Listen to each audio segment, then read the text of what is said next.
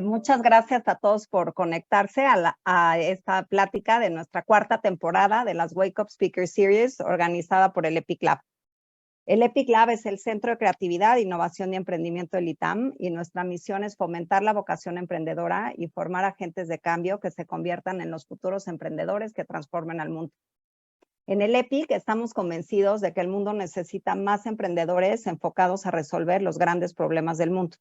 Y a través de estas pláticas queremos poner un granito de arena al acercarte a las personas que están diseñando, cambiando y desafiando el ecosistema emprendedor en México y en Latinoamérica.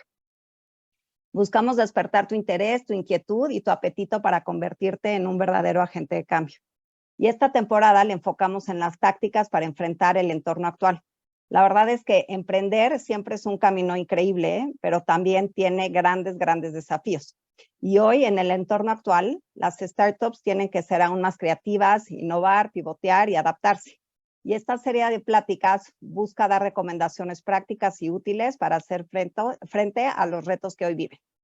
Por ello, hemos abordado temas como tácticas para sobrevivir financieramente, para reclutar y retener talento, para adquirir y retener clientes. Incluso vamos a abordar el tema de cómo mantener la salud mental. Y hoy tenemos un tema muy importante. ¿Cuáles son las tácticas para levantar tu primera inversión o tu primer cheque? Como sabemos, las empresas con alto potencial de crecimiento o las startups necesitan capital para crecer. Necesitan invertir en tecnología, en infraestructura, en talento, en marketing, en investigación y desarrollo. Y para hacerlo necesitan que algún inversionista crea en el equipo y en el proyecto. Entonces, el proceso de levantar capital, pues realmente no es fácil. Por ahí dicen, y creo que fue Nuria, que una de nuestras panelistas, comentó que hacer fundraising básicamente es tan difícil que es un destructor de egos, ¿no? O sea, no es nada fácil. Y este proceso es aún más difícil para las mujeres emprendedoras. De acuerdo con un estudio que realizó AmexCap, solo el 2% del capital invertido en Venture Capital está invertido en empresas con mujeres cofundadoras y el 82% de las empresas fondeadas no tiene a ninguna sola mujer en su equipo de fundadores. A pesar de que los estudios indican que tener una mujer en el equipo fundador incrementa la rentabilidad de las empresas. Entonces, por eso me encanta que este panel, y la verdad es que no fue al propósito, sea de 3 mujeres que ya cofundadoras que ya levantaron capital. Empiezo presentándolas primero a Nuria Cristo, fundadora de Utópico, una startup que conecta desarrolladores con empresas tech, y ella lo va a explicar mejor que yo. Y estoy segura de que Nuria nos va a dar una visión y una perspectiva muy transparente de los errores que se hacen y también los aciertos a levantar capital. Me sigo con María Schuller, exalumna de Administración del ITAM, fundadora de Fertilidad Integral. Y María nos dará una visión muy interesante, ya que antes de este emprendimiento, pues estaba del otro lado de la mesa, trabajando en un fondo de Venture Capital, entonces tiene ambas perspectivas. Lorena Hostos, también exalumna de Administración del ITAM, es cofundadora de Plena, una empresa Femtech que busca dar servicios de salud a las mujeres en México.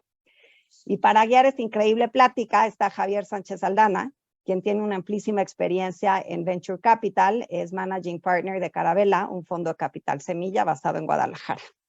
Muchísimas gracias a los 4 por participar en las actividades del EPIC Lab. Estoy segura que va a ser muy buena plática.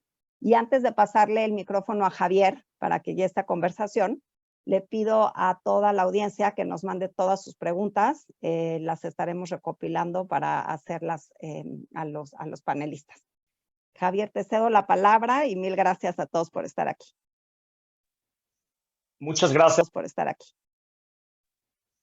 Muchas gracias, Daniela, por la invitación. Qué padre poder participar en este panel con 3 emprendedoras, súper emprendedoras que han levantado capital y que seguramente nos van a poder aportar mucho de su experiencia y sus recomendaciones. Quisiera partir de este dato que dijiste que hace muchísimo ruido, ¿no? Si bien la inversión en Latinoamérica y en México en los últimos años ha incrementado sustancialmente y a lo que íbamos del primer semestre de este año también se ve que tenemos un ritmo muy interesante, es un porcentaje súper pequeño el que se va dirigido a mujeres emprendedoras o a emprendimientos que tienen mujeres en la cabeza.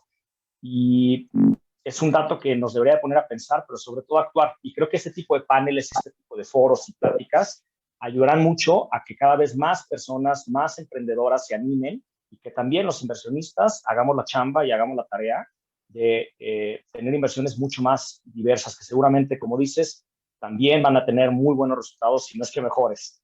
Y bueno, pues con ese pequeño contexto, quisiera empezar a poner algunos temas o preguntas sobre la mesa. Quiero que esta plática sea más que un panel, una charla, en donde las tres emprendedoras, Nuria, Lorena y María, vamos a poder conversar de una manera como muy abierta, muy, vamos a decir, real, muy transparente sobre su situación, sobre la experiencia que tienen y sobre todo que nos den tácticas y recomendaciones y consejos muy puntuales para que todos y todas los que nos están escuchando puedan aplicarlo en sus emprendimientos, en los que ya lo tienen o en los que quieren empezar a emprender. Entonces, sin más, les propongo lo siguiente. Me gustaría que nos platiquen un poco, cada una, en el orden que quieran, a qué se dedican, de qué es su emprendimiento y que nos platiquen un poco acerca de su contexto personal. Creo que es importante saber de dónde venimos, hacia dónde queremos ir y un tema bien importante, de repente se escucha mucho en el ecosistema emprendedor, que para un buen proyecto y para un buen equipo siempre va a haber capital. Quisiera hacer un challenge a esta pregunta y en su experiencia saber si es cierto. Entonces, ¿por qué no me platican de dónde vienen, cuál es su contexto y si ese contexto que ustedes tienen es necesario para levantar capital? Y después pasamos a una experiencia ya más reciente de lo que han hecho. Entonces, adelante, la que quiere empezar. Si quieren, empiezo yo. Bueno, yo soy queretana, me vine a estudiar, y me dices, Javier, qué tan detallado tiene que ser, pero me vine a estudiar al ITAM la carrera y me quedé. Antes de graduarme estuve 2 años trabajando en el mundo corporativo, estuve en Coca-Cola en el área de operaciones y finanzas, y después de eso me pasé a consultoría. Estuve 3 años en Bain & Company, un poco dividida entre Estados Unidos y México, trabajando en diferentes proyectos. Y justo antes de irme a la maestría, me moví al mundo de startups y estuve trabajando 6 meses en una empresa de healthcare aquí en México, justo un poco testeando la posibilidad de eventualmente emprender. No sabía cuándo, pero justo me gustó muchísimo esa experiencia que tuve, y obviamente pues ahí creo que empecé a generar un poco de networking y de conocimiento de cómo se movía el mundo de las startups. Después de eso me fui 2 años a la maestría a Stanford, y justamente entre mi primer y mi segundo año trabajé en otra compañía de healthcare aquí en México que se llama Moons, otra startup, y seguí un poco como creciendo ese conocimiento del ecosistema. Y justamente terminando ese verano fue cuando mi socia me buscó, y pues para empezar plena, ¿no? Ahora, si me preguntas qué tanto pues el equipo tiene que ver, creo que con el levantamiento de capital, sí creo que al inicio es bien importante cómo está pues, estructurado el equipo y la preparación que tienes. Creo que a nosotras pues definitivamente sí nos ayudó tanto el network que hicimos en las maestrías como el network que hicimos en el ITAM. Claramente para nosotras, más si es una escuela como de negocios, en donde pues además tienes otros emprendedores y empiezas como a conectar. Creo que otra cosa que nos ayudó a nosotras fue que teníamos experiencia en startups previas, las dos. Entonces, mi socia tenía también un background de ingeniería biomédica, entonces eso también nos ayudó. Creo que algo que, por ejemplo, no necesariamente bueno, más bien no nos ayudó fue que no éramos second time founders. Entonces ahí definitivamente creo que si eres second time founder y ya lo has hecho antes, pues tienes pues unos, no sé si puntos extras, pero definitivamente ayuda. Y creo que para nosotras, pues al final el levantamiento es un tema como de números también, o sea, pues tienes que hablar con un cierto número de fondos, y eventualmente creo que, como decía Nuria, pues ser muy perseverante, ¿no? Creo que ahí me voy a detener. Súper, súper, me parece bien. Voy a rescatar algunos puntos después de la participación de las demás, pero gracias por compartirlo. Si quieren, sigo yo. Bueno, yo soy María.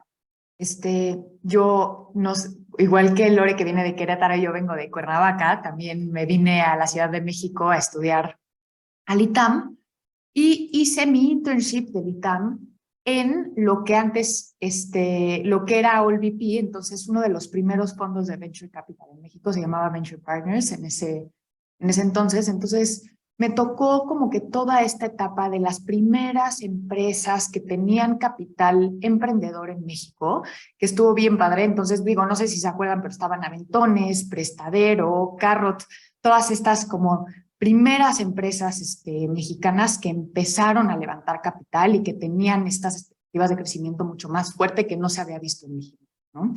Entonces, me toca trabajar en AllVP un tiempo y después abro mi propia, una vez saliendo del ITAM, abro mi propia empresa, una empresa de cuidado personal para niñas. Finalmente me di cuenta que era un mercado muy chiquito, cierro la empresa, vendo la marca y después trabajo en Dila Capital, ¿no? Y Dila, ahí llevaba el equipo de análisis de Dila y abrí la parte de impacto. Y un buen rato, la verdad, una súper experiencia y como dice Tani, de estar del otro lado como emprendedora, digo como inversionista y no como emprendedora, pero siempre con muchísimas ganas de regresar a emprender, ¿no? Y entonces, pues con estas ganas de regresar a emprender, de querer otra vez operar, la verdad es que es algo que sí tengo como que siento que muy en mí, ¿no? El tema operativo, y entonces, pues, o sea, siempre con esta idea, me encantaba el sector salud y y la verdad empiezo por o sea, la idea sale por una experiencia completamente personal. Yo quería congelar óvulos, no ninguna clínica en México que, con la que me sienta bien haciendo ese proceso. Estaba, de hecho, pensando irme a Estados Unidos, viendo qué hacía y ahí es en donde sale la idea de fundar Fertilidad Integral, ¿no? Y de tu pregunta, Javier, de si creo que el equipo y el background del equipo es importante, y creo que ahí Lore dijo algo bien importante. Al principio sí. Creo que depende mucho de la etapa en la que estás levantando. Cada vez, entre más temprano levantes, el equipo es mucho más importante porque es en lo que están apostando los inversionistas, ¿no? O sea, si estás levantando con un PowerPoint, estás levantando tu ronda pre-seed, entonces el equipo es súper importante porque es en lo que están al final invirtiendo los inversionistas. Sí, pues vas a tener un modelo financiero, pero la probabilidad de que tú puedas cumplir lo que dice ese modelo financiero, para arriba, para abajo, lo más seguro es que no le vayas a atinar, ¿no? Y eso lo saben los inversionistas, o sea, no es algo que solo, o sea, así es, ¿no? En etapas muy tempranas es bien difícil que vayas a cumplir con el modelo financiero, y no digo que siempre te vas a ir para abajo, ¿no? En una de esas pues, la vuelas y te vas para arriba, pero sí creo que el equipo al principio es bien importante, y no quiero decir necesitas tener un MBA o no necesitas un background específico. Creo que necesitas un equipo complementario que haga sentido para el negocio que vas a poner, ¿no? O sea, no creo que necesitas un background súper específico. Súper, muy interesante también para rescatar unos puntos en un momento más. Ahorita que nos platique Nuria un poco de su contexto y qué opina acerca de este tema. Gracias. Bueno, a ver, les cuento un poquito más de mí. Yo siempre he sido muy intensa, entonces desde el principio de la carrera, creo que íbamos en segundo semestre y yo ya quería trabajar, entonces empecé a tener trabajos como que un poco de todo, ¿no? Hice estuve en una banquetera, luego estuve en una empresa de energía, luego me cambié a otra y sí, era la como asistente del CEO, en donde aprendí muchísimo, luego una de marketing, ¿no? Entonces como que iba haciendo un poco de todo, porque creo que todo lo que he aprendido en mi vida ha sido a base de curiosidad y de leer. Soy como una científica frustrada que le gusta hacerlo en exploración. Entonces, ese fue como mi background. También estudié administración de empresas en la Ibero y después trabajé en una incubadora y aceleradora de empresas en la Ciudad de México. Y justo ahí de interactuar con tantas founders en estos programas me di cuenta que el talento tech era algo que siempre era un problema, ¿no? Entonces luego me fui a Londres a hacer una maestría en UCL y la hice en Technology Entrepreneurship porque a mí me encantaba el ecosistema emprendedor, justo tenía como todas estas variables que ya había probado desde antes, como experimentalmente, y dije yo quiero a fuerza hacer algo de esto o ayudar a la gente a, ¿no? Alguna de las dos. Y dentro de esto basé mi tesis de la maestría en el problema que ya había visto en la incubadora y aceleradora para saber un poco más como por qué pasaba esto y por qué era tan difícil conseguir talento tech. Y después de todo ese trabajo de campo y escribir mi tesis de la maestría en eso, decidí lanzar Utopic Code para ayudar a las empresas a conseguir el mejor talento tech, ¿no? Ahora, ¿qué pienso de si el background es importante o no? Yo creo que definitivamente sí. Creo que aquí hay dos cosas, ¿no? Creo que las primeras personas que te fondean por ti. Es mucho love money, es mucho sé el tipo de persona que eres, sé las características que tienes. En mi caso, creo que saben que justo soy muy movida, muy perseverante, muy necia, muy lo que digo lo hago y siempre sucede. Y creo que eso son las características que el primer dinero, que es este love money, es el que logras que te lo den por ser así, ¿no? Pero eventualmente, conforme vas avanzando, creo que el pedigrí sí es importante, ¿no? O sea, esto de que tengas un MBA en Stanford, claro que ayuda, claro que los fondos les llama la atención y claro que segmentan en torno a eso, ¿no? De la otra forma, tienes que probar que lo que has hecho ha funcionado, ¿no? O sea, si no tienes este pedigrí, creo que tienes que probar que de alguna forma ha funcionado, justo como dice Lorena, siendo second time founder o habiendo trabajado en otra startup en un puesto que haga mucho sentido, ¿no? O teniendo como justo esto que se pueda como unir a la experiencia que estás haciendo, como decía María. No, pero creo que sí es importante porque es pues, en lo primero que están apostando los inversionistas. Súper. Pues a ver, yo creo que es un tema bien importante y también muy, vamos a decir, se puede decir que polémico, porque obviamente yo considero personalmente que el talento está en donde sea, o sea, independientemente de dónde estudió, de dónde viene. Algunas de ustedes vienen de ciudades más pequeñas que la Ciudad de México. Nosotros estamos en Guadalajara. En Carabela, por ejemplo, tenemos emprendedores que son de Tepic, tenemos emprendedores que son de Ameca, tenemos emprendedores que son de otros lugares que no necesariamente son de las ciudades principales. Y el tema del background considero que es importantísimo, pero más que el pedigrí, creo que lo importante es que los emprendedores y las emprendedoras en etapas muy tempranas tengan las bases y las herramientas para poder, no sé si decir convencer, pero hacerle ver al inversionista que son el equipo que va a llevar esa idea o ese proyecto en etapa 1 a la etapa número 2, ¿no?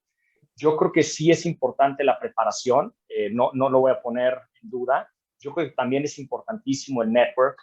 Yo creo que también es importantísimo el título de alguna universidad o de alguna maestría, pero lo que quiero también dejar muy claro es que no es indispensable tener esos títulos, vamos a decir, a veces rimbombantes para poder emprender. Entonces, yo creo que cualquier persona que se prepare, que conforme un equipo y que demuestre con sus propios medios, en sus propias circunstancias, que tiene, vamos a decir, como el punch para poder lograr eso, va a poder levantar capital en algún momento, ¿no? No quiero que se vea, aunque sí lo es hoy tal vez, como que el acceso al capital está restringido para unos cuantos. Y creo que la labor que tenemos los fondos y también los emprendedores que ya levantaron capital, que ya encontraron la formulita, si es que hay alguna fórmula o alguna receta, que ahorita vamos a platicar de eso, que ayuden a otros emprendedores y emprendedoras a poder romper esa barrera que tal vez pueden tener y que los ayuden, porque a final de cuentas, entre más emprendedores, entre más inversión, el ecosistema se robustece. Yo creo que el ecosistema es como de estas startups que tienen un network effect, que entre más participantes haya y entre más contenido y entre más movimiento exista, todos nos beneficiamos. Pero bueno, pasemos a la parte más importante. Me gustaría que nos platiquen acerca de su experiencia reciente en su emprendimiento o si quieren también platicar un poco cómo empezaron a levantar capital, cómo fue su experiencia, a qué se toparon. lo que quieran platicar acerca de cuánto han levantado, con qué tipo de inversionistas, si hicieron alguna estrategia en específico para poder levantar capital, que es algo que es difícil todavía en Latinoamérica, a pesar de que ha habido mucho dinero en los últimos años. Platiquen un poco qué han hecho, cuáles son sus tácticas, sus experiencias, sus recomendaciones en este sentido. Porfa.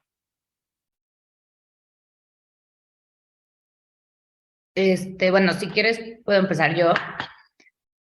Yo creo que hay como que definir primero en qué etapa estás, ¿no? O sea, si estás en una etapa muy temprana, justo vas a empezar, lo único que tienes es la idea y muchísimas ganas, que creo que es lo más importante.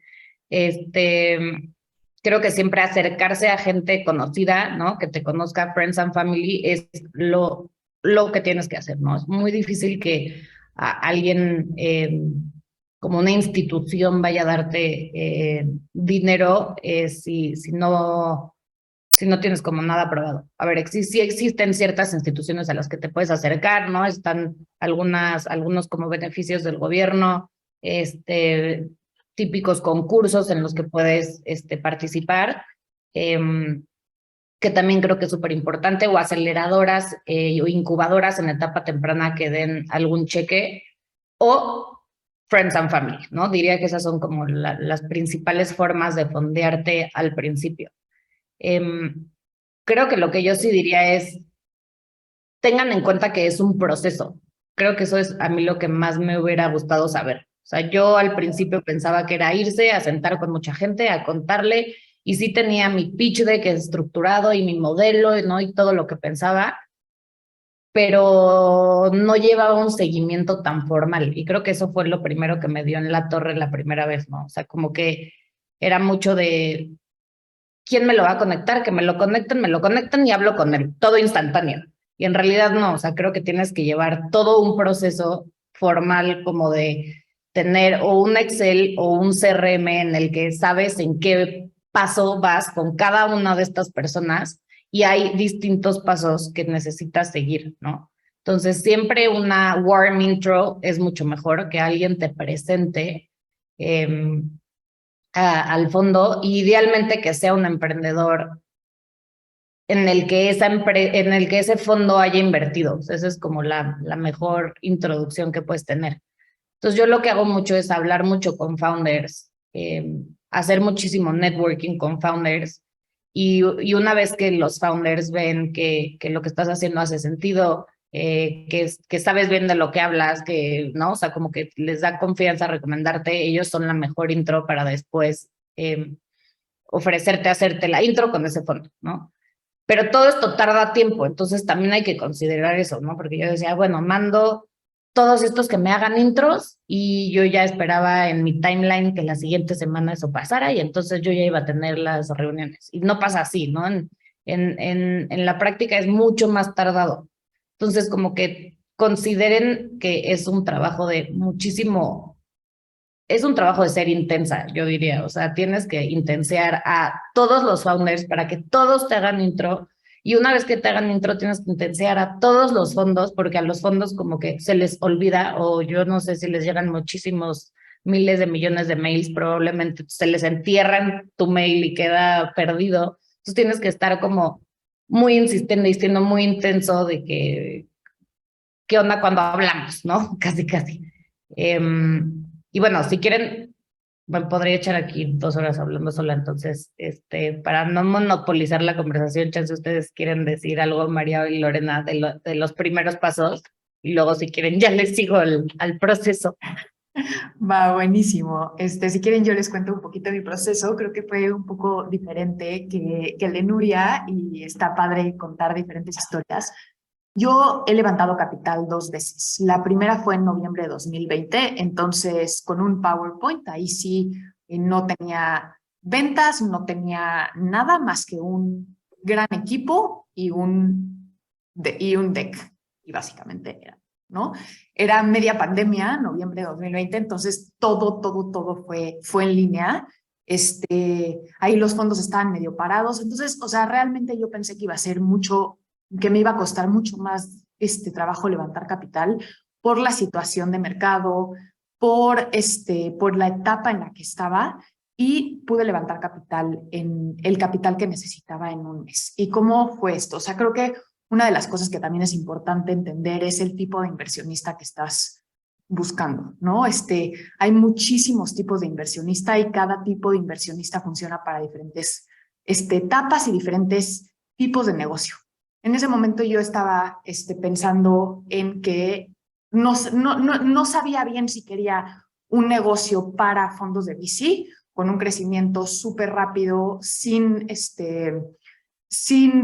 flujos, con pérdidas como por mucho más tiempo, etcétera, ¿no? El típico negocio o más un negocio que pagara buenos dividendos.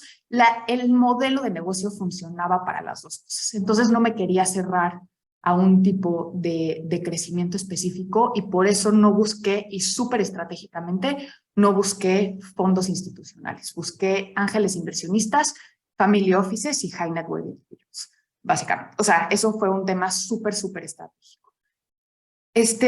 Y metí como asesores a gente muy bien conectada.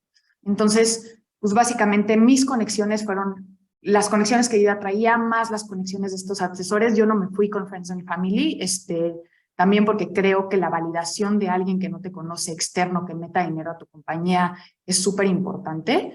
Entonces, pues básicamente a través de estos inversionistas, asesores, contacté a estos inversionistas y pues les diría, la verdad es que tuve bastante suerte y también por el tipo de levantamiento que tuve, que pues del 100% de las personas con las que hablé acabaron metiéndole el 50% al negocio. Entonces, pues en ese sentido estuvo muy bien el levantamiento y creo que lo que dice Nuria es bien importante. Es un proceso. Y para mí no fue tanto el proceso de hablar con muchísima gente, pero sí el proceso de due diligence es intenso, ¿no? O sea, cada vez que hablas con un fondo que esté interesado o con una persona o lo que sea, te van a mandar una serie de preguntas que tienes que estar contestando. O sea, son procesos complicados que sí te sacan de la operación y tal vez cuando estás solo con un PowerPoint y lo único que estás haciendo es levantar capital, pues no te importa mucho, pero ahora sí me voy a la segunda etapa, estoy levantando, bueno, ya acabo de cerrar mi ronda de levantamiento ahorita y ahí sí, o sea, decidí ahora sí levantar con fondos de VC porque ya tengo súper claro el modelo de negocio, me voy a ir por un modelo de negocio mucho más agresivo de crecimiento, con mucho más tecnología, etcétera. Entonces hace mucho más sentido para VC. Y ahí sí, pues el levantamiento de capital, ya que estás operando, te quita muchísimo tiempo, ¿no? Y creo que es algo que tomar en cuenta cuando pues, estás empezando un negocio, eres el que lleva la operación, o sea, como founder al principio, o sea, no es que estás dirigiendo ahí y solo haciendo estrategia, pues sirves los cafés y atiendes a la gente, ¿no? Y entonces, en ese sentido, ha sido creo que la parte más difícil para mí. Y otra vez tuve muchísima suerte, o sea, creo que una de las cosas que te diría que es muy importante es encontrar a los fondos que hacen sentido para ti, o sea, no ir y buscar a todos los fondos porque son fondos y ya, ¿no? Creo que cada fondo tiene su tesis específica y creo que lo primero que hay que hacer es un buen research para ver a quiénes les hace sentido, ¿no? Antes de ir a buscar a todos. Y después solo buscar a los que digas, ellos hacen sentido conmigo, me gusta su forma de inversión, me caen bien ellos, los escuché en 5 podcasts, me hacen muchísimo sentido, creo que vamos a hacer mucho clic y creo que te ahorras muchos nos si vas directo a los fondos que sabes que les puedes interesar, ¿no? Y que tu proyecto hace sentido para ellos. Bueno, igual yo me puedo seguir horas, así que te dejo, Lore. Creo que hay un punto súper interesante que tocaste, María, que es un poco, o sea, cómo está el macroeconomic environment en ese momento en el que estás levantando, ¿no? Creo que es súper importante entender también cómo, pues, en qué momento estás para el tema de levantamiento, ¿no? Entonces, creo que en nuestro caso, por ejemplo, nosotros levantamos el año pasado, en julio, agosto del 2021, ¿no? Entonces, el mercado estaba muy hot, se podía levantar rápido. Nosotras tomamos la decisión de irnos desde el inicio VC, creo que igual nos sentamos y definimos como, a ver, nuestro modelo lo queremos hacer VC-backed y decidimos que sí. Nosotros tuvimos, de hecho, una mezcla para la ronda presemilla de fondos de capital, de ángeles inversionistas y unos tickets chiquitos para Friends and Family. Ahí la estrategia que seguimos nosotras fue primero un poco llenar la ronda con estos ángeles estratégicos y con Friends and Family, y posterior a eso ir con fondos y decir, oye, ya tenemos la mitad de la ronda levantada, ¿quieres entrarle? Y entonces eso nos ayudó, la verdad, a levantar rápido y a generar este famoso FOMO, porque ya realmente, pues al final la ronda se nos terminó como oversubscribing, etcétera. Pero creo que tuvimos un cap table relativamente sano, por tener un poco este mix de fondos más inversionistas ángeles, que creo que al punto de María sí es bien importante decir, oye, estas personas que ya lo hicieron antes, que son emprendedores en salud, por ejemplo, que etcétera, están al final apostándole a la idea o apostándole al mercado, etcétera. Creo que eso nos ayudó. Nosotros levantamos una segunda ronda, la cerramos el mes pasado. Ahí sí, digo, creo que fue un poco diferente porque nosotros empezamos a levantar en abril, antes de que el mercado pues un poco se cayera, y fue todo abril y todo mayo nuestro levantamiento de la ronda semilla. Ahí sí creo que, digo, tenemos muchas cosas que hicimos mal. Al final, digo, se logró cerrar la ronda en tiempo y forma y fueron, o sea, al final 2 meses como cerrados hasta que recibimos el term sheet. Pero creo que en temas de, como temas tácticos de lo que sí nos sirvió es, o sea, armamos un CRM, o sea, armar un buen CRM y dar un buen seguimiento a los diferentes fondos con los que estás platicando, que creo que Sonuria también lo comentó bastante y la verdad, si lo puedes hacer desde el principio, es súper bueno. Te dicen que como la mejor práctica es tener a tu listado como de tus top inversionistas, tus a lo mejor no prioritarios, pero que te gustaría tener, y a lo mejor a los que no serían tus número uno, pero que sí estarías dispuesto a trabajar con ellos y empezar ese CRM a llenarlo poco a poco. La segunda cosa que nos funcionó bien fue armar un data room bastante extenso, con toda la información, y íbamos poniendo la información que nos iban pidiendo los inversionistas, justo al punto, María, de que te mandan mail y te piden 4 cosas, entonces lo íbamos metiendo todo al data room y íbamos dando acceso. Y por último, pues sí, armar el modelo financiero ya un poco con bases más sólidas de lo que ya trabajamos, bueno, lo que nosotros habíamos trabajado en este año, para dar bastante visibilidad. Igual, si quieren, ahí me paro. Súper, pues súper buenas los insights que nos están compartiendo. Obviamente, rescataría algunos temas, ¿no? Partiendo de lo que hablamos al principio, el equipo debe ser un equipo con experiencia, que demuestre que tiene capacidad de lograr lo que se está proponiendo, esa visión que está planteando.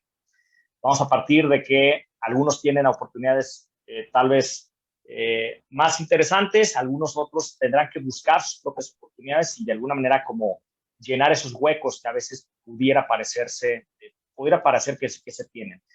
Pero el otro punto, hablando de las tácticas, rescato algunos temas muy importantes. El proceso. Es un proceso y hay un paso a paso que se debe de seguir, y hay ciertas herramientas que nos pueden ayudar a levantar capital de una manera mucho más eficiente y con mucho menos fricción.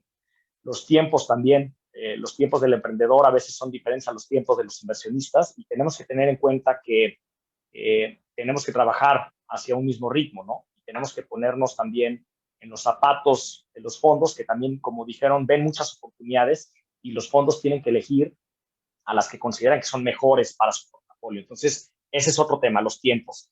Otro pudiera ser las intros, las warm intros del portafolio de otros emprendedores son muy relevantes. Entonces, no vayan tal vez directo a los fondos con los inversionistas, sino vayan de manera indirecta a través de sus propios portafolios en los que ya confían. Otro punto también creo que es importantísimo el identificar la etapa actual en la que estás y también la etapa macro en la que estamos viviendo, para poder hacer clic y encontrar a los inversionistas que hagan mucho más sentido en el momento preciso que se está viviendo. Y lo del data room que comentaste al final, Lorena, porque obviamente cuando vas empezando hay mucho menos información, y también dependiendo del tipo de fondo, pero conforme vas avanzando, tendrás que presentar cada vez más evidencia de lo que estás haciendo. Entonces, creo que es una muy buena práctica que las emprendedoras, los emprendedores tengan a su nivel, en su etapa, un data room que puedan compartir con aquellos inversionistas que les solicitan. Entonces, bueno, creo que hay temas muy, muy valiosos que podemos tomar en cuenta. Y ahora me gustaría ir un poco cerrando la plática con esta segunda experiencia. Me gustaría saber cómo fue su primer cheque y cómo ha sido el último. ¿Qué ha cambiado, qué ha evolucionado en ustedes como emprendedoras, en sus emprendimientos también, en su equipo y también en el ecosistema? ¿Cómo ven a los inversionistas? Cada vez hay más capital, cada vez hay fondos, vamos a decir, nuevos, chicos, que están tratando de ser muy ágiles. Platiquen un poco esa diferencia del antes y el ahora. Y sobre todo, me gustaría que también cerraran con las netas de levantar capital, como decía Nuria en un post que puso, ¿no?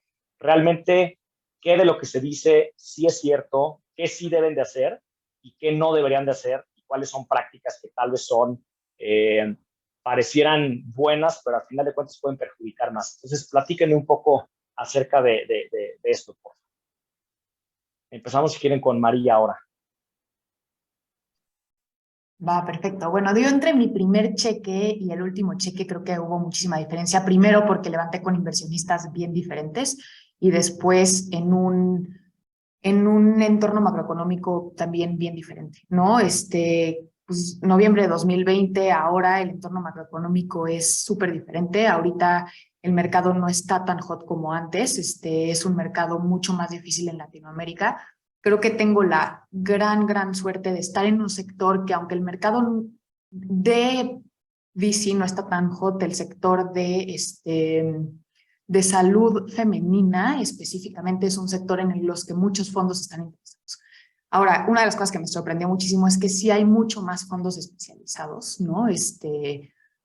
Que creo que eso también a mí me ayudó muchísimo. Hay fondos especializados en salud femenina, hay fondos especializados en Femtech específicamente, con muchísima experiencia y con muchísima, con una red de contactos muy buena, ¿no? Entonces creo que esa es la otra cosa. O sea, como que creo que, si te dijera las metas de levantar capital, bueno, creo que también, o sea, una grande es que tú tienes que escoger a los inversionistas. O sea, creo que siempre hablamos como si tenemos que ceder a los inversionistas y casi que los que caigan los tienes que aceptar, ¿no? Y la realidad es que no es así. O sea, tú escógelos, se vale, ¿sabes? O sea, si te va bien, deberías de tener varios term sheets sobre la mesa. Los términos no son solo la evaluación, ¿no?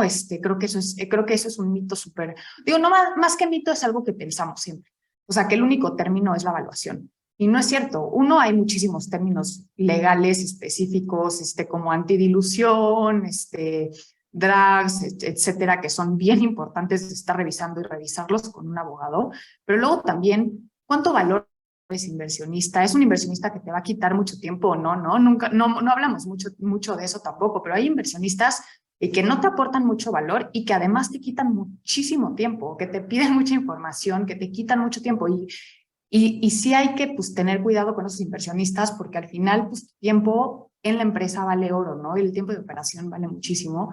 Y en cambio hay inversionistas que generan muchísimo valor, que tienen redes de contacto que te funcionan muy bien o que tienen una experiencia específica que te funciona, ¿no?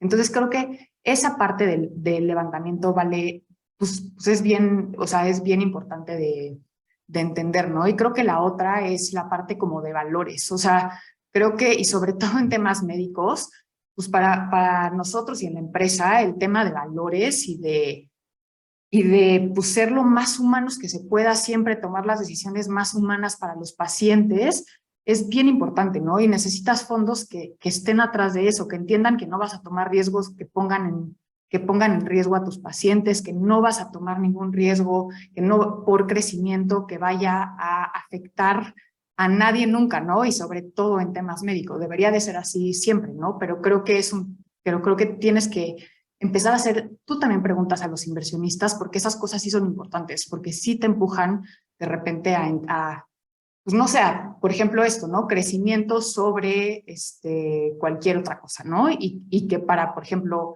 para mí es bien importante que no sea así, ¿no? Obviamente siempre me importa el crecimiento, estamos ahí también por el tema económico, pero pues la parte como de impacto y como de humanismo también es bien importante, ¿no? Entonces, digo, creo que para mí eso, o sea, los dejaría con eso. Lorena, ¿quieres seguir? Sí, sí, sí. Digo, creo que María tocó, o sea, muchísimos puntos parecidos a los que yo hubiera tocado. Creo que en nuestro caso, igual el ecosistema macro fue muy diferente en la primera ronda que este año. O sea, realmente nos dimos cuenta cómo, pues sí, o sea, cómo en esta segunda ronda los inversionistas tardaban más tiempo, a lo mejor pues sí, en dar un term sheet, cómo querían mucha más información, cómo los inversionistas internacionales a lo mejor no estaban 100% seguros o empezaron a retirarse un poco de Latinoamérica cuando antes estaban mucho más agresivos invirtiendo en la TAM. Entonces fue interesante ver pues ese cambio. Al final nosotras decidimos levantar de inversionistas americanos que tuvieran experiencia justo en el sector. Creo que es algo súper importante también, inversionistas que ya han invertido en este espacio de salud de la mujer, en nuestro caso, que saben, y creo que María lo dijo perfectamente, o sea, que saben que a lo mejor tu crecimiento no va a ser igual de acelerado que a lo mejor un pure tech business, que entienden que el tema de salud es, o sea, es súper importante y que tienes un tema de liability que no puede, o sea, que no vas a poner antes un tema de crecimiento versus un tema de calidad en el servicio de salud. Creo que también nosotras como empresa obviamente estábamos en un punto muy diferente al principio, que éramos 2 personas levantando versus un año después que éramos pues un equipo de 30 que realmente ya teníamos mucho más, pues más tracción, que realmente pues yo a nivel personal me sentía mucho más, creo que confident de la segunda vez que estaba levantando a la primera, que ya sabía un poco cómo se manejaba, pues, o cómo se manejaban el tema de inversionistas.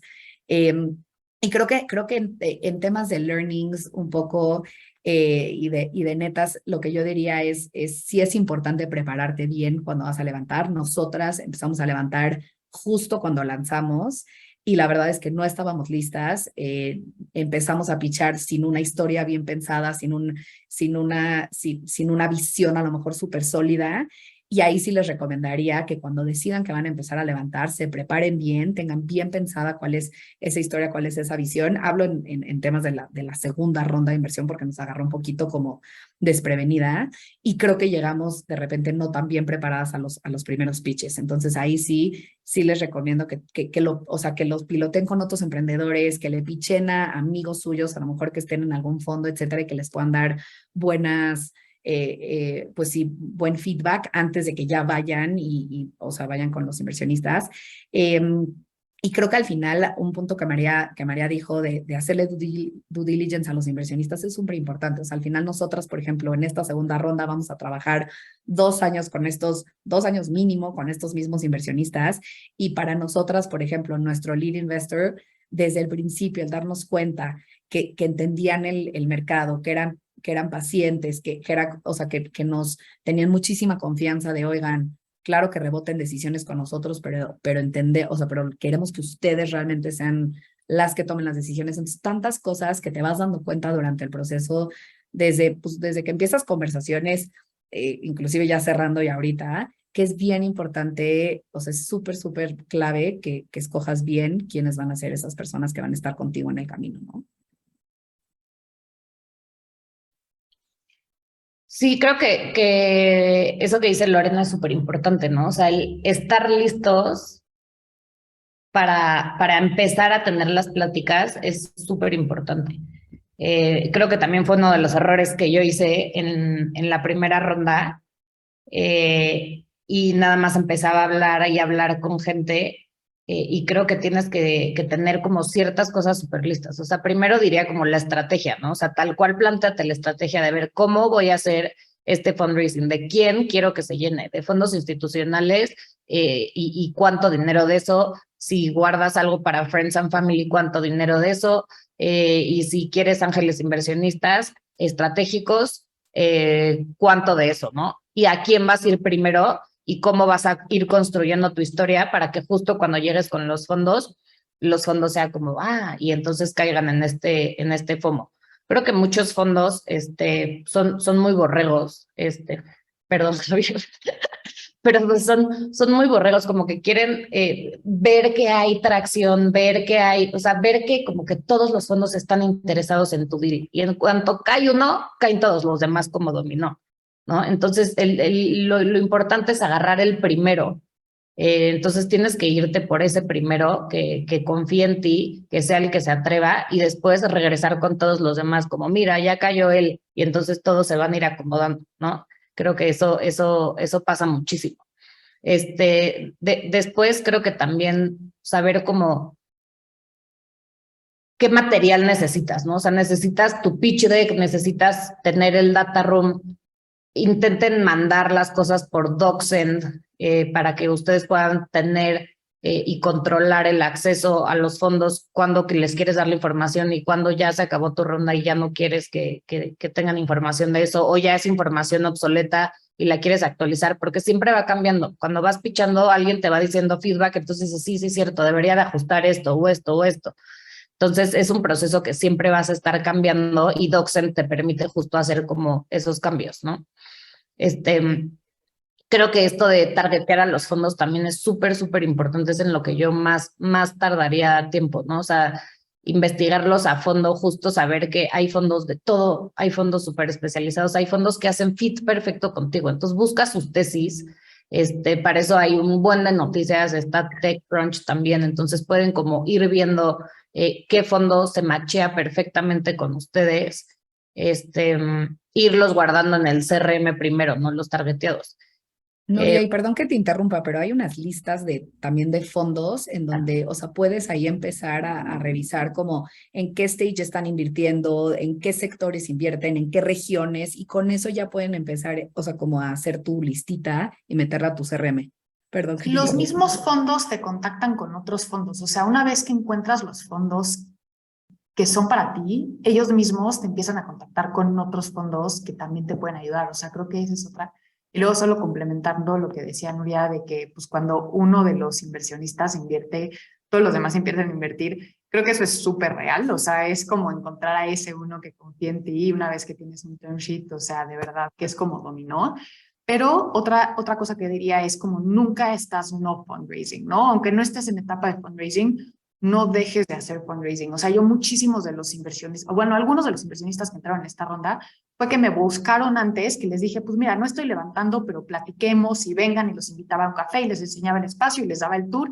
Y no era un pitch formal, pero acabaron entrando a la ronda, ¿no? Entonces, y también pues decir, oye, pues me han buscado estos 4 fondos súper grandes, súper buenos, ¿no? Oye, hablé con SoftBank, hablé con Monash, y hablé con Kasek y tal, aunque fue en un momento en el que no estabas levantando capital y tal, a los demás fondos les gusta escuchar eso, que te están buscando de estos como fondos grandes que están pendientes de ti, ¿qué tal?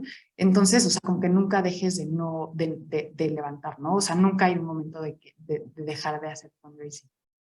Y Oigan, creo que pues, también... Ay, perdón, Javier. Adelante, Nuria, ya para ir terminando. No, creo que la neta es también saber que es bien difícil. O sea, neta, levantar es un arte que tienes que ir como mastereando poco a poco y poco a poco lo vas refinando y poco a poco te vas dando cuenta como, chin, la regué aquí, esto no se hace esto, ¿no? O sea, como que vas aprendiendo conforme lo vas haciendo y vas volviéndote bueno en eso. Y mientras recibes miles de cachetadas en la cara, o sea, literal, miles de no, miles de esto está mal, miles de tu negocio no sirve para nada, miles, o sea, todo el tiempo es como un constante no, hasta que consigues ese sí, ¿no? Y también como decir, súper importante, que es un full-time job, o sea, esto de, bueno, voy a fundraisear formalmente en lo que hago la operación, o sea, claro que no vas a poder hacer ninguna de las dos bien. Entonces ahí siento que es súper importante o que tengas un co-founder que se esté ocupando de la operación mientras, o que entre los dos estén haciendo el fundraising, pero es un trabajo de verdad full time.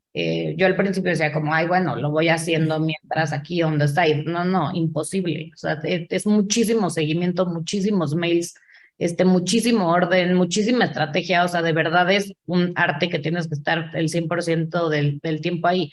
Y también lo que decías, Javier, de los tiempos que cuadren con los del inversionista. Creo que a mí también una de las regadas que hice al principio fue solo pensar en mí, tal cual, ¿no? Entonces yo hice todo mi plan estratégico la segunda vez y dije, ahora sí, nada me va a fallar, ¿no? Y sácatelas, empezaron a ir todos los inversionistas de vacaciones, ¿no? Porque era julio, y claro, yo julio que me voy a ir de vacaciones y yo estaba, pues nadie me contestaba, todos estaban de vacaciones. Entonces también consideren las vacaciones de los inversionistas, o sea, súper importante, todos ellos se van a ir de vacaciones, entonces, ¿cuándo queda perfecto pichar cuando ellos no se vayan, ¿no? Y los tiempos del fondo también, y los tiempos de los fondos. Pregunten en qué etapa del fondo están. Es importante, porque si quieres que sea un fondo que te reinvierta, necesita estar en una etapa muy temprana de la inversión de ese fondo. Entonces, bueno. Oigan, perdón que las interrumpa, como sabemos todos, es un tema apasionante que hay muchísima información, muchísima desinformación. Todo lo que han dicho ha sido padrísimo, gracias por aportarlo. Debemos de pasar al espacio de preguntas y respuestas porque he visto que ha estado muy activo. Entonces, le quiero pasar la palabra de nuevo a Daniela del Epic Lab para que por favor nos ayude con estos temas. Gracias por compartir todo lo que han hecho. Buenísimo. Bueno, creo que nos podríamos quedar aquí definitivamente más tiempo. A ver, Lore, tú dijiste, hay listas de fondos y todo el mundo quiere saber dónde están esas listas. Entonces, o nos mandas el link por el chat de aquí, estaría increíble. Digo, hay listas como, por ejemplo, AmexCap tiene una lista de miembros, pero sí hay varias listas públicas, entonces a ver si de aquí a que nos vayamos y si no, se las mandamos a los registrados. Les voy a lanzar ahorita les preguntas. comparto también dos. Órale, buenísimo. Les voy a mandar preguntas así que me contesten en casi monosílabas porque tenemos muchas preguntas, entonces dejen sus micrófonos abiertos. Mi primera pregunta es, ¿cuántos nos tuvieron antes de aterrizar su primer cheque y cuánto tiempo se tardaron en levantarlo? Nuria. ¿A cuántos fondos fuiste a ver? ¿A cuántos fondos o inversionistas fuiste a ver? ¿Y cuánto te tardaste en aterrizar tu primera ronda? Así, sí. súper rápido. Más o menos. Sí, a ver, tuve, ¿de cuál ronda? Voy a hablar de la primera. No, mejor de la última, porque creo que ahí ya fue cuando hablé con más gente. Pero de la última, justo es un juego de números, o sea, mientras más hablas con gente, o sea, necesitas tanta gente, es un embudo, tanta gente para llegar a tantos inversionistas, ¿no? Yo targeté a 220 fondos y hablé con todos ellos, recibí como 150 nos. Uf. ¿Y te tardaste cuánto entre una ronda y otra o para tu primera ronda? Y me tardé como 6 meses en todo, o sea, preparando la ronda, viendo cuál era o sea, desde toda la preparación hasta ya hablar con gente, o sea, creando el pitch deck, todo. Buenísimo. Lore. En la primera ronda yo creo que hablamos con 30 y tuvimos a 3 que invirtieron, o sea, de fondos nada más. Segunda ronda hablamos como con 60 y entraron 6. En la primera ronda nos tardamos como 3 meses, en la segunda nos tardamos 2 en el primer term sheet, pero nos tardamos 3 meses en cerrar, o sea, en proceso legal. Pero fue 2 meses, creo que al punto de Nuria, hiper intensos, 100% del tiempo dedicado a las 2 co-founders y fines de semana, o sea, estuvo duro. Buenísimo, y esa era otra de mis preguntas. Ahorita voy contigo, María, pero nada más precisar este tema de que es un proceso muy intenso. Y si eres un grupo, o sea, las startups por definición tienen grupos pequeños y tienen, digo, si tienes suerte, a lo mejor 2 o 3 co-founders, y entonces, por lo que veo, al menos 2 co-founders súper dedicados al proceso de levantamiento, ¿no? María. La verdad, yo creo que yo tuve mucha suerte. La primera ronda la cerré en un mes. con inversionistas ángeles y la segunda ronda la cerré, o sea, de que empecé a que tuve un term sheet como 1 mes y medio, hablé con 10 fondos, entraron 4, entonces tampoco fue una, creo que escogí muy bien los fondos con los que quería hablar y el proceso ya legal de hacer documentos y todo, pues, o sea, se tardó, pon tú que 3 semanas más, o sea, estuvo larguito porque no fue una nota convertible, que siempre es mucho más fácil, entonces, bueno, o sea, como el proceso legal estuvo tardadito, pero eso.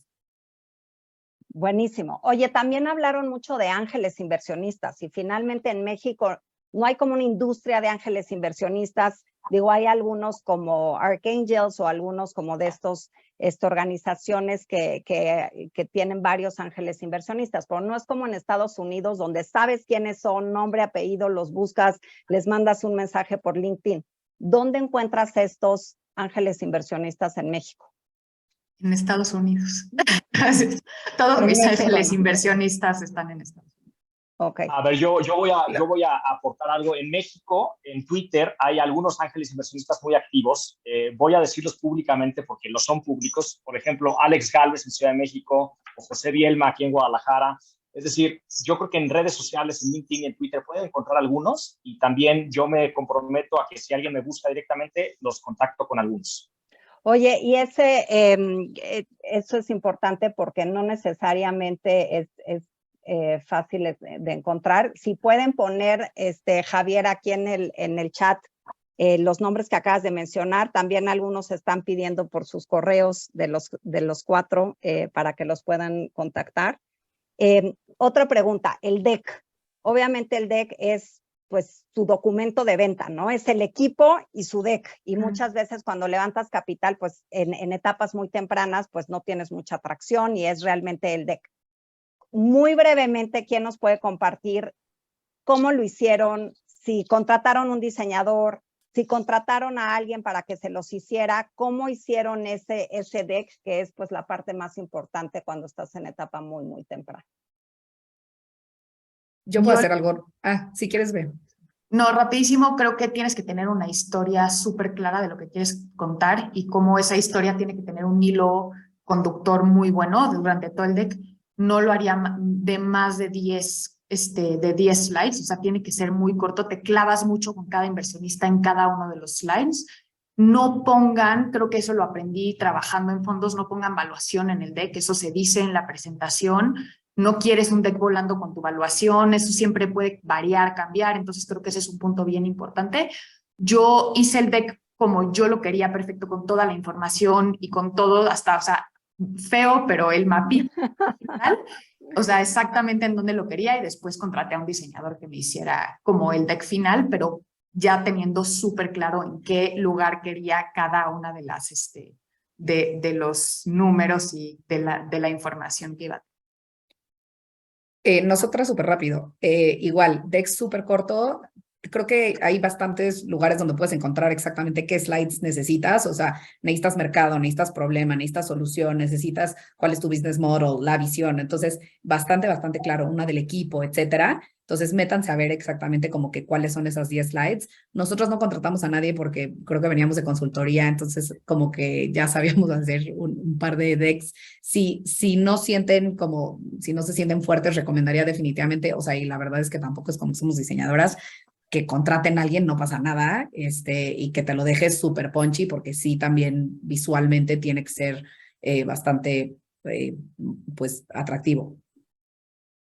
Oye, ya la última pregunta, porque qué horror, queremos media hora más con ustedes, pero ¿cómo prepararse? Obviamente, digo, ya las 3 habían trabajado en el ecosistema de alguna manera u otra, con alguna startup, en algún fondo.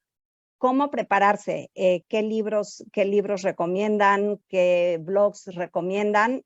Y ya nos vamos a pasar de la hora, pero un último tip, un solo tip para levantar capital. Un tip y un recurso. ¿Quién empieza? Yo les acabo de poner en el chat un link de Guy Kawasaki de cómo hacer tu pitch en 10 slides. A mí es el que más me gusta y siempre es como 10 slides súper específicos. Y de recursos, creo que a mí el libro que más me ha servido fue el de Venture Deals de Brad Feld y Jason Medelson. Igual se los dejo en el chat. Creo que viene súper específico como todo lo que tienes que hacer paso a paso y está escrito por gente de Venture Capital y creo que eso es lo que más me ha servido. Una recomendación, solo una. Perseverancia. Buenísimo. María. Bueno, la verdad yo creo que nunca leí un libro ni un podcast de levantamiento de capital, específicamente. Trabajé mucho tiempo en fondos, entonces eso pues me ayudó mucho. Yo les diría, pitchen antes a otra gente antes de pitchar a fondos, o sea, encuentren amigos que trabajen en fondos, que sean asociados o, ¿sabes? O fondos que sepas que no van a invertir en ti. Hagan pitches antes porque si llegas en tu primer pitch con el fondo que quieres que te invierte, probablemente no te va a acabar no invirtiendo. Entonces, recomendación, no vayas con tu top 1 al inicio. Ve aprendiendo un poquito con algunos del medio de tu lista o algo así, ¿no? Exacto. Y sobre todo, si es fuera de tu lista, o sea, pitchale a tu mamá. Mejor. O sea, la verdad es que digo, con gente que sepa las preguntas que te tienen que hacer, pero sí es importante que hagan, o sea, que hagan el pitch, que lo practiquen. Y creo que la otra es contesten conciso. A mí al principio yo también echaba unas respuestas larguísimas, confundes a la otra persona que está del otro lado, parece que no tienes expertise. O sea, de verdad, entre más conciso contesten en los pitches, te ves mucho más experto y es mucho mejor. O sea, traten de que sus respuestas sean en puntos, 1, 2, 3, 4. Aunque quieran contestar muchísimo, contesten conciso y van a ser mucho mejores pitches. Buenísimo. Lore, te voy a dejar al final. Javier, una recomendación cuando tú ves a tus emprendedores pitchar y un recurso. Sé que ya pusiste ahí algunos en el chat. Sí, a ver, recursos puse varios ahí en el chat. Hay varios directorios, comunidades de emprendimiento donde pueden buscar inversionistas y conocer también muchos temas. Hay muchos podcasts, hay muchas... Yo diría que podcast pueden escuchar el de Alex Galvez de Fundadores, está el de Startupeable, o está también el podcast en inglés de 20 Minutes de VC, etcétera. ¿No? Hay muchísima información en Internet. Yo diría que eso que compartí y lo que puedan encontrar va a agregarles muchísimo valor. Y la recomendación es prepárense. No vayan a levantar capital si no están listos o listas. Tiene que ser su chamba previa y también creo que es bien importante, hagan su due diligence para los fondos. Ustedes también tienen el poder de elegir con quién quieren asociarse. Entonces, prepárense e investiguen con quién se van a asociar por el resto de su vida. Buenísimo. O 10 años, ¿no? Antes de la salida, 7 años tal vez. Exactamente. Lore, te dejo cerrar y de verdad que nos quedamos con más ganas de preguntas, pero te toca cerrar.